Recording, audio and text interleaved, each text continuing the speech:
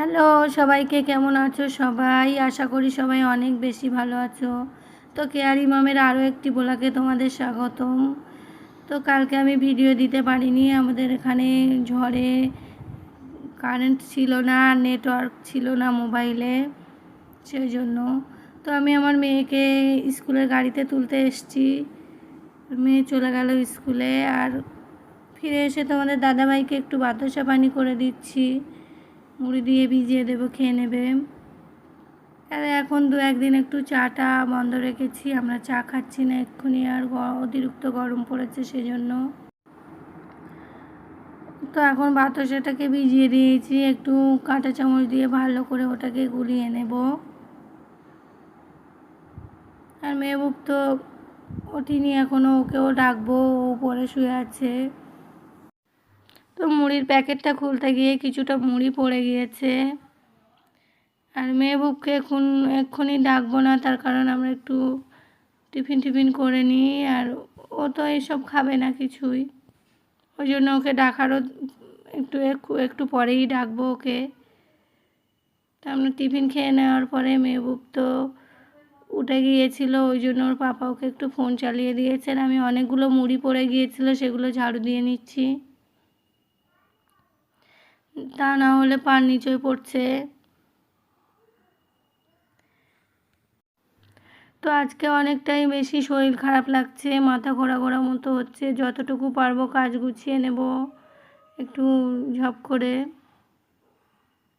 আর মেহবুব তো আছে, আমার মাথা ঘুরলেও আমাকে উঠে সব কিছুই করতে হবে, তার কারণ আমার মেহবুব যে আছে, ওর খাওয়ানো দাওয়ানো গোসল করানো সব কিছুই করিয়ে দিতে হবে।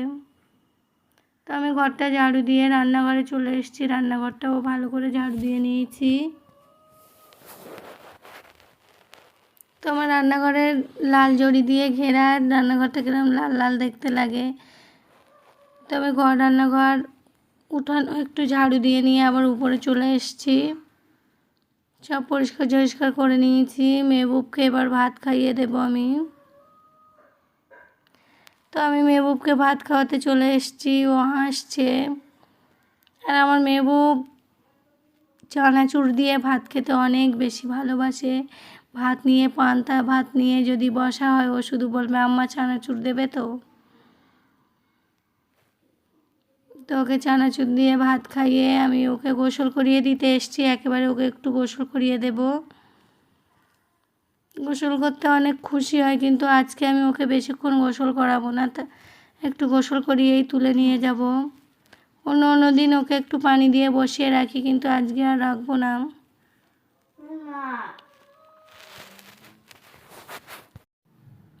তো আজকে আকাশের ওয়েদার মেঘলা, ওই জন্য আমি তাড়াহুড়ো করে সব কাজ গুছিয়ে নিয়ে ঘরে চলে আসবো বাচ্চাদের নিয়ে। তো মেহবুবকে এখানে গোসল করিয়ে শুয়ে দিয়েছি, আর আমি অনেকগুলো জামা কাপড় কেচে নেব। আমার আম কেটে মেলা আছে, বা ঝাল মেলা আছে, সেগুলো তুলতে হবে, ওই জন্য আমি নিজের কাজ মিটিয়ে নিচ্ছি। আর আমার সৌদিয়া তো একা আয়নার সামনে দাঁড়িয়ে বনিতা করছে। তো আমি এদেরকে গোসল করিয়ে আগে এইগুলো তুলে নিচ্ছি, তার কারণ আমি গোসল করতে ঢুকলে পানি চলে আসে যদি, সেই জন্য। তো ঝালগুলো বেশ কয়েকদিন ধরে শুকাচ্ছিলাম, আজকে পুরো কমপ্লিট হয়ে গেছে, ওগুলোকে তুলে নিচ্ছি একটা কৌটোর ভিতরে, নইলে নরম হয়ে যাবে। তো আমি কাঁচা ঝাল, যখন কাঁচা ঝাল ওঠে তখন অটোমেটিক কাঁচা ঝালের তরকারি খাই, আর শুকনো ঝাল এরকম শুকিয়ে রাখি, লাল ঝালগুলো অনেক দিন সারা বছরের জন্য সংগ্রহ করি ওকে। আর এই যে আমও তুলে নিয়ে এসেছি। তো আজকে গ্যাস নেই আমার, আর ঝড় মতো উঠেছে, তোমাদের দাদাভাই বিরিয়ানি দিয়ে গিয়েছে, আমরা 3 জন খেয়ে নেব, আমার 2টো বাচ্চা আর আমি। তো এখানে মেয়েকে আজকে আলাদা খেতে দিয়েছি, ও তো খাবে না বলছে, তো ওকে আমি জোর করেই খেতে দিয়েছি আলাদা, খেয়ে নিতে বলছি। তো গ্যাগো মতো করছে, খাবে না, খাইয়ে দিতে বলছে।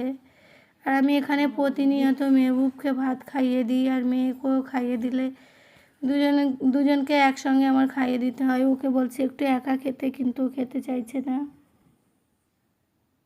আর আমিও খেয়ে নেব, আর মেহবুবকেও খাইয়ে দেব। তো আমার ননদের ছেলে এসেছিলো, ওকে একটু আগে খেতে দিয়ে দিয়েছি, বিরিয়ানি এনেছিল আর আমরা খেয়ে নিচ্ছি। আর মেহবুব তো অনেক বেশি বিরিয়ানি পছন্দ করে, ওর তো প্রতিদিন বিরিয়ানি হলে আর কিছু চাই না। তো আমি এখানে জামা কাপড় মেলতে পারিনি, অনেক বেশি ঝড় এসেছে আর বৃষ্টিও পড়ছে, সেজন্য জামা কাপড়গুলো ধামার মধ্যে আছে। আর আমাদের এখানে একজনদের ঘরের চাল পুরো উড়ে চলে গিয়েছে, অনেক গাছগাছালি ভেঙে গিয়েছে, আর কারেন্ট তো নেই, ফোনের নেটওয়ার্কও নেই, বৃষ্টি পড়ছে। তো আমার ব্লগটি এখানেই শেষ করছি। কাছে দূরে যে যেখানে আছো, আমার ব্লগটি ভালো লাগলে লাইক, কমেন্ট, শেয়ার এবং সাবস্ক্রাইব করবে। আমাদের মেহবুবের জন্য দোয়া করবে, মেহবুব যেন সবসময়ের জন্য সুস্থ থাকে। ও যেমনই সুস্থ থাকলে তবুও ঠিক আছে, আর যদি শরীর খারাপ হয় এর মধ্যে অনেক বেশি কান্নাকাটি করে।